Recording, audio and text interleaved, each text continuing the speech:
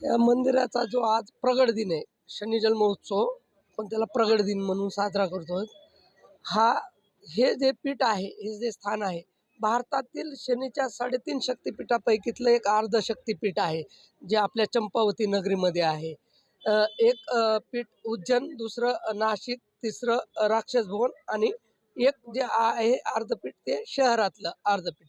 आपण जे शनी जन्मोत्सव प्रगट दिन साजरा करतो, हा दरवर्षी असतो. यावर्षी आपण याचा जो साजरा आहे कीर्तन महोत्सव, शिवमहापुराण कथा, या या धोरणातून आयोजन केलेलं आहे. 6 वाजता शनी जन्मोत्सव होणार आहे आणि उद्या रविवारी महाप्रसादाचे आयोजन आहे. कशा पद्धती आपण दरवर्षी जो शनीचा प्रगट दिन जो असतो, शनी महाराजांचा प्रगट दिन जन्मोत्सव जो असतो, आपण 7 दिवसाचा सप्ताह ठेवतो.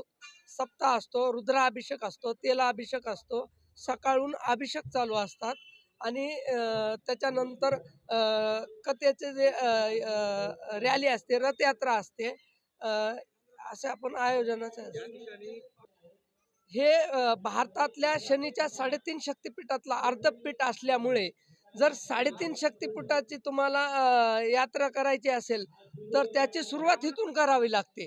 ह्या पीठापासून जर सुरुवात झाली तर 3.5 पीठ आपले होतात.